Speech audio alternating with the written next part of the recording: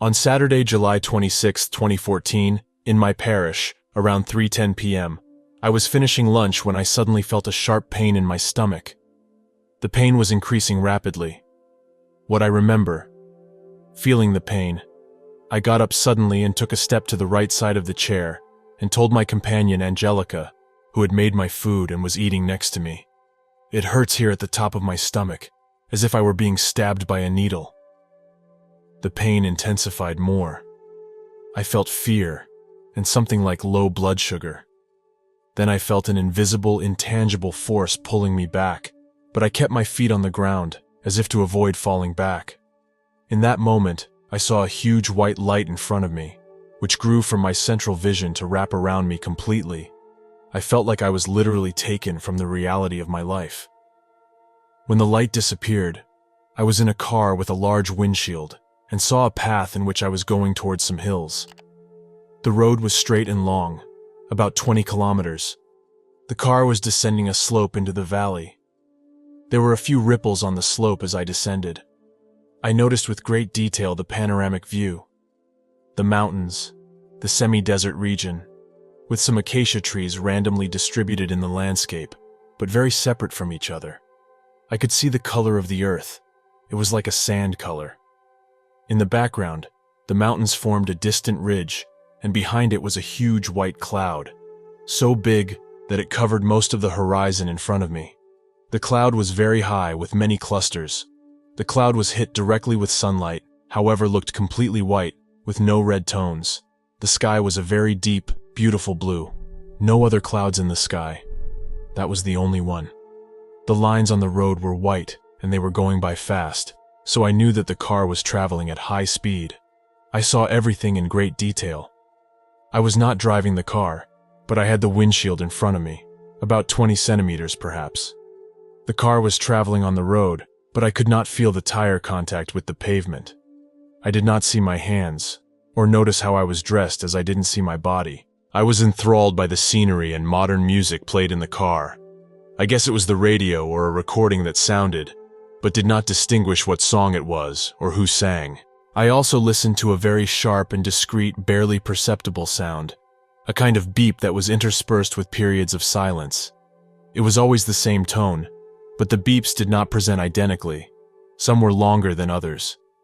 I also heard the voice of a man who was behind me, but never turned to see him, nor distinguish what he said because my ear could not distinguish his words. I remember well that I never answered him nor said anything, but my companion was talking the whole time. After several minutes, we approached the mountains in front of us, and the cloud was increasingly larger and brighter. Its whiteness was impressive, and that glow was growing more and more. It approached me until it enveloped me. In the light of the cloud, I realized that its color was white, but with a slight golden hue. I felt at that moment peace, joy, and absolute tenderness, as if that light burned me and gave me complete serenity. I was subjected to a love without limits, comfortable as if on one's lap. I felt welcomed, loved unconditionally, forgiven for all my mistakes in life. Everything disappeared, the sharp sound, the voice of my companion, the panoramic view, everything. Well, I was there, enjoying the peace. In the light of the cloud, I didn't see my body either. I found myself joined with the light and full of happiness. I never wondered if I was dead or not, nor thought about the people I love, or any other type of human bonding. In the light, I felt all the love I could experience for all eternity, and needed nothing more. Suddenly, the light around me became a sheet of ice. The ice was in front of me with a layer covering the surface of a body of water. I was emerging from the water. Maybe it was a lake. As I arose, I noticed there was bright sunlight behind the ice and lit perfectly below the surface, so I thought the ice was thin. I stretched out my hands to the ice as I approached, and noticed that there were 2 strands of bubbles on my left side, emerging beside me. However, I did not sense moisture in my body, nor cold water. Upon reaching the frozen surface, I was pushing it with my 2 hands.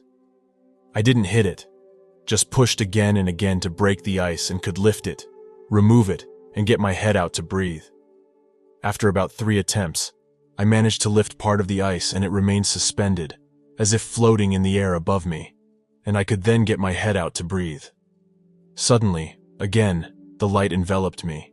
I felt transported back and appeared sitting at my dining room table, breathing hard and with effort. I was sitting in my chair, in front of my plate, and I realized that there was a place setting with a placemat, plate, cutlery, and glass next to mine, and I remembered Angelica was there, but she was not. I was scared to see that I was at the table and not in a frozen lake, or on a highway, not a paradise, but in my own home. I felt a lot of fear not knowing what had happened to me. I no longer had the feeling of joy and peace I felt in the light, because I was scared of having suddenly appeared in front of my dining room table. Then I heard the voice of Angelica, who was standing behind me, suggesting I get up and go out into the yard to breathe air. I felt peace to see that she was there with me and asked, "What happened?" She was quiet. I got up quickly and went outside. She accompanied me. I did not feel weakness in my body, nor dizziness, thirst, or nausea. I felt good, but I was scared. Now when I took the first steps in the yard, my hands warmed enormously, and a strong tingling ran through them. Again I felt frightened, and Angelica suggested I go lay in bed for a moment. I thought it was best, but since I had the idea that I was facing an episode of low blood sugar, I asked her to prepare me a slice of bread with a little caramel. She brought it to me as I sat at the edge of the bed and waited. When she was going to give me the bread, I went to stretch open my hand, and I realized I did not feel my hand, just heat and tingling, and told her, "I cannot feel my hand." She looked at me silently, and I took the bread from her hand, not feeling the bread. I immediately took a bite of bread, chewed slowly, and swallowed. I looked at her, and I realized that her lips were white. It seemed like she had bitten white sand, but then I thought they were white out of fear. "Were you scared?" I asked. "Yes, very. I didn't know what to do," she replied. "Your lips are white," I told her. "Yes, from the fright, I imagine," she replied, and remained silent, looking worriedly at me. "How long was I gone?" I asked. "About 10 seconds, she replied. "Only 10 seconds? But I got lost after I got up and told you my stomach hurt, as if being stabbed by a needle. I felt a drop in my blood sugar, and then a white light came to me, and I felt something pulling me back until the light enveloped me, and I appeared in a car on a road." I gave her the same description of everything I have told. What Angelica saw. She mentioned that I didn't get up before losing consciousness. She remembers that I told her about my stomach pain, as if I were being stabbed by a needle, and that I pointed to the top of my stomach. All of a sudden my hands bent towards my forearms, and these I bent toward my chest, and I crouched, leaning towards my plate. She saw me and thought I was playing, but upon seeing me, still seated, and my body go rigid, she became frightened. She got up right away, moving behind me. She realized that I was struggling to breathe, but I couldn't.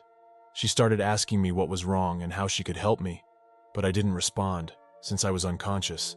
She thought I was going to have convulsions, but that didn't happen. Angelica quickly grabbed my arms and tried to straighten me in the chair. She could feel that I was stiff. While she was pulling backwards, I reacted. I returned and turned to the front, sitting upright again, breathing heavily and showing fear. After what Angelica told me, after listening to her with attention and concern on my part, I had a second bite of bread. I chewed and swallowed. The tingling stopped, and the heat in my hands was slowly disappearing until gone. Everything was back to normal. She then suggested I sleep a few minutes, as she cleared the table and washed the dishes. Then she would go downstairs to her activities. I slept a half hour and got up to do Mass at 4 and 5 p.m. I did it, feeling tired, with a sore left side that crossed my shoulder blade to the base of the chest. But the pain was there only on a small spot. After 5 p.m. Mass, I felt much better. The pain in my stomach continued, but was almost imperceptible. This writing I made on July 30th, 2014, in the first free moment that I had to write it with details that came to mind. Here I will post what my first thoughts were about it. First thoughts from my experience, posted on Facebook, but then withdrawn out of prudence due to the disbelief of some of my contacts. July 30th, 2014. Some of what I felt in that moment inside the light of the cloud. I had to leave what's temporary to experience the eternity of absolute love. In this moment that I live now, the temporal and the eternal converge. Love transcends time. It stops it and becomes everything in an instant and forever. Just as one cannot hold on to the flow of time, nor can one hold on to the uncreated love that comes to you at every moment. That which is life lives within you and waits there. But when you go within yourself and look for it, you can feel it, but not hold on to it. That cloud was more grandiose than anything was. Its light was bathed in peace, a hug of unconditional love that received me in its embrace. The love that I felt is the greatest that I have ever received. I felt my insignificance, but I also felt gratitude for feeling welcomed by the light. I don't know if anything stuck with me, that I'm so limited and unable to delve into the mysteries, but I trust that light, that cloud, symbol of the presence of the eternal.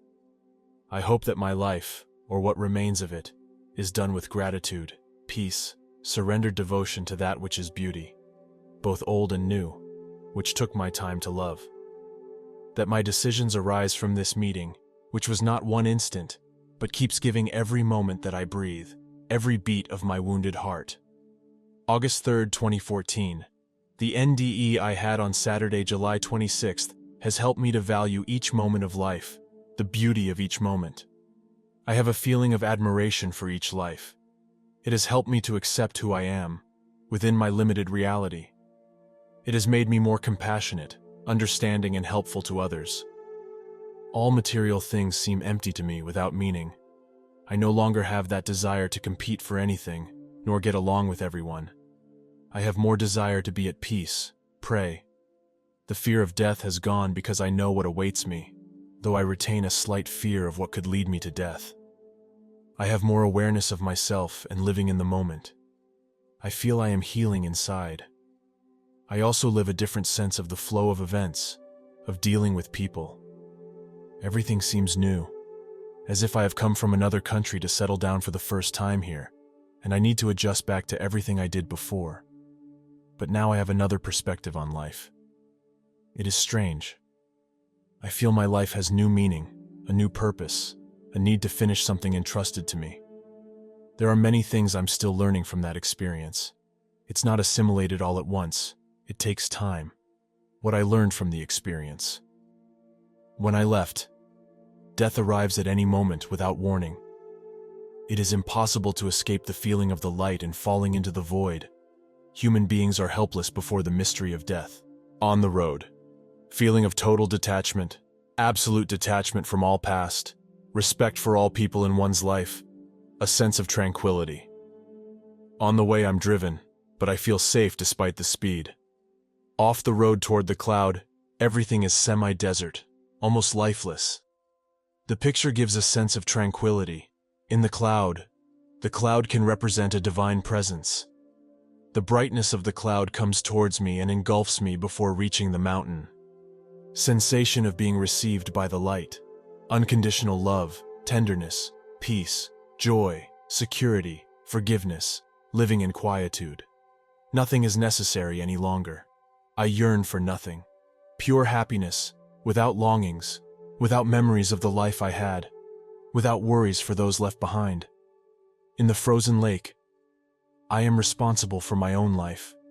I need to take charge of it without trying to resolve anyone else's life. Only I can fight to move ahead and be reborn. I feel the light has given me the strength and knowledge to do so. Upon returning, feeling of being thrown back into the world without having asked to be, feeling absolutely new to all that I perceive every day after the NDE. I have a new perception of the flow of time. I have the feeling of having a reset in the form of looking at life, the way to appreciate every moment. I feel like my past is dead. I honor it for all it has taught me, but I let it go grateful to God for all that I've lived. I feel like I have died and been reborn. I feel the need to adapt to a world that does not know my experience or can even imagine it. A world that I see with new eyes, but cannot even describe. I only know it's the same world as before, but I no longer see it with the old perspective. Everything is new. I have trouble relating to people, with the world, with my activities like before. I feel alive with the certainty of having already been to the mystery of God, being in a kind of divine house. But I don't know how to express it. I feel the need to live in humility. As I do not know how to formulate it into words, I quiet myself, breathe, think, walk slowly, live deeply in the present, but do not know how to express the mystery. This is an ineffable mystery. I feel a certain sadness of not being able to communicate it, but I perceive it as a gift from above. It is a personal and undeserved gift because I am no saint. I get the impression that others will not understand me or not give importance to my testimony, and I think, I can tell it, but I can never communicate my experience. I know this, I admit. This limitation is part of the journey of faith. I see others with compassion and wonder if they have any idea of the essence of existence that the light gave me to experience. I get the impression that they do not realize this and therefore live distracted, thrown to the interests of the world. People who do bad, I feel, are lost because they have not felt the love. The silence and prayer allow me to live what I experienced in the light, but it does not reproduce the actual experience. I can only conclude that it was made by the light, amid a situation perhaps physiologically critical. Perhaps that is how the human brain was designed. Coming back feels like a rebirth, but now everything is different. Much of what once mattered to me now does not make sense. Both topics of interest and relationships with certain people who were almost indispensable to me and with whom I had an attachment bond. Now I feel it no longer makes sense to miss such relationships or such topics. What I experienced in the light of the cloud in the NDE is an absolute value to which everything else is worthless. I guess the way to embody the mystery is silence, fasting of unnecessary desires, the prayer of thanksgiving, and being available to the light that engulfed me, loved me with a personal love. I intend to breathe carefully, walk mindfully, treat everyone and everything with extreme care, love people with heart, but not get involved in the solution of their lives. Note, for me that light is God Himself. I don't write in the text that it was God, because what I saw was simply light. If you're looking for more life-changing content that will leave you inspired and reflective, then you simply cannot miss the next video in our series.